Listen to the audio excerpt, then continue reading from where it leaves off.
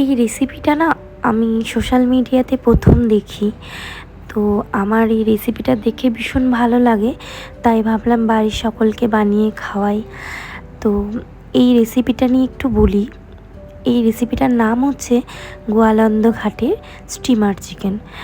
এই রান্নাটা সাধারণত মাঝি মোল্লাদের রান্না, ঐতিহাসিক একটা রান্না। তো ওনারা ওনাদের জীবনযাপন প্রচণ্ড তাড়াহুড়োর মধ্যে এই রান্নাটা করতো এবং ওনারা খেতেন। তো এই রান্নাটা আমি আপনাদের সাথে শেয়ার করব। প্রথমেই আমি এখানে নিয়ে নিয়েছি 1 কেজি মতন চিকেন, আর কাঁচা পেঁয়াজ, একটু আদাও নিয়েছি, রসুন, কাঁচা লঙ্কা আর শুকনো লঙ্কা। শুকনো লঙ্কাটা আপনারা জলে ভিজিয়ে নেবেন, জলে ভিজিয়ে রাখবেন কিছুক্ষণ। তারপরে আপনারা রসুন, শুকনো লঙ্কা এগুলো সব থেতো করে নেবেন। আমি এখানে থেতোই করেছি, হামাল দিস্তার ব্যবহার করেছি। আপনারা চাইলে শিলের ব্যবহার করতে পারেন, শিলের ব্যবহারটাও খুব ভালো টেস্ট হবে।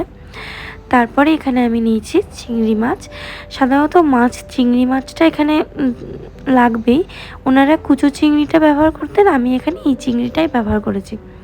তো এরপরে আমি চিকেনটাতে সর্ষের তেল, তারপরে দিয়ে দেবো নুন, আর ওই যে মশলাটা বেটে রেখেছিলাম সেটা। এগুলো ভালো করে একে অপরের সাথে মিশিয়ে আমি ঠিক 10 মিনিট রাখবো। কাঁচা পেঁয়াজটাও এর মধ্যে অ্যাড করে দেবেন। 10 মিনিটটা কিন্তু রাখতেই হবে। এই 10 মিনিটটাই রান্নাটার স্বাদ বাড়াবে।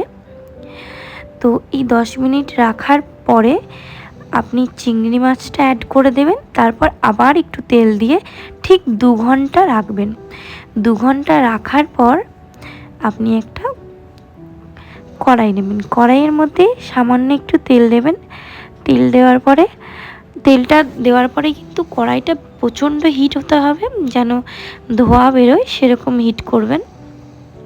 আমি কিন্তু ঠিক 2 ঘন্টায় রেখেছিলাম, আমি দেখিয়েও দিলাম টাইমটা। তারপরে আপনি ওই চিকেনটাকে আপনি ওই কড়াইয়ে দিয়ে দেবেন।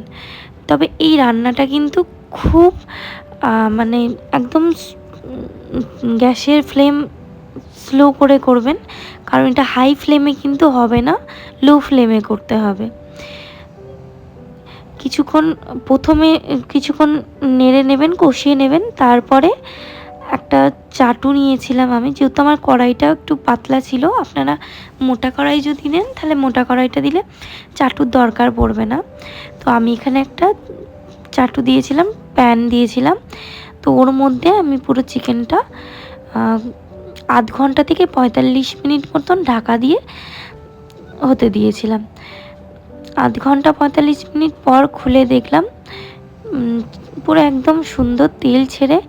আমি এখানে কোনো রকম জল অ্যাড করিনি, যেহেতু আমরা ঝোল এটা খুব একটা খাবো না, তাই আপনারা চাইলে এটা ঝোলও করতে পারেন, অল্প একটু গরম জল অ্যাড করতে পারেন।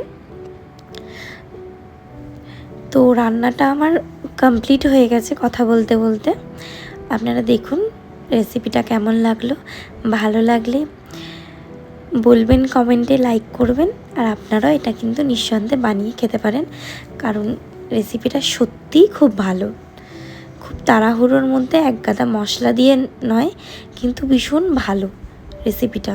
আমরা তো ভাত দিয়ে খেয়েছিলাম। তো লাস্টে আমার বরের রিভিউটাও দেখাবো কে কী বলছে, ঠিক আছে?